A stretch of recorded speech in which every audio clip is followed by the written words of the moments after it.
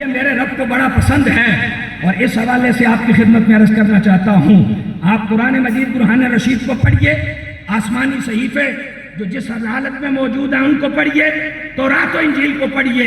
سیدنا آدم علیہ السلام سے لے کر عیسیٰ اللہ علیہ السلام تک جتنے اللہ کے نبی آئے، کسی کا نام لے کر، کسی کا نام لیے بغیر میرے رب نے ذکر کیا ہے اور میرا رب ان کو یاد کرتا ہے اور ان کو یاد کرواتا بھی ہے.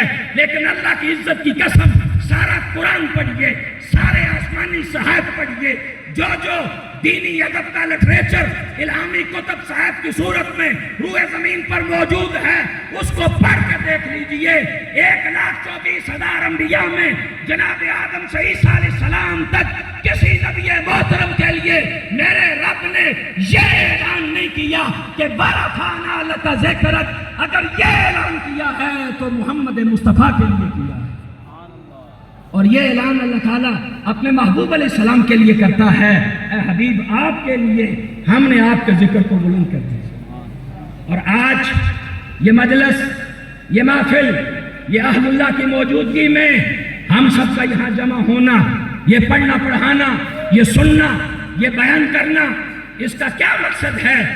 بڑے مقاصد میں سے ایک مقصد یہ بھی ہے کہ ہم بھی اس ذکر کی چین میں پروئے جائیں اور ہم بھی اس ذکر کرنے والوں کی لڑی میں آ جائیں. رسول اللہ کا ذکر ہمارا محتاج نہیں ہے، اللہ کے پیارے محبوب علیہ السلام کا ذکر بلند ہے، بلند رہے گا. بریلی کے تاجدار امام اہل سنت مجدد دین و ملت امام شاہ احمد رضا خان فاضل بریلی فرماتے ہیں، رہے گا یوں ہی ان کا.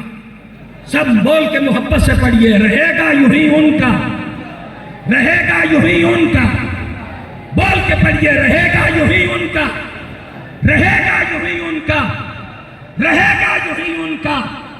بڑے خاک ہو جائیں جل جانے والے، اور میرے امام فرماتے ہیں مٹتے ہیں، مٹ گئے، مٹ جائیں گے آدھا تیرے، نہ کبھی مٹا ہے نہ مٹے گا چرچا تیرا، کیونکہ رب نے فرما دیا ہے وَرَفَعْنَا لَكَ ذِكْرَكَ. اے حبیب، آپ کے ذکر کو آپ کے لیے ہم نے بلند کر دیا ہے.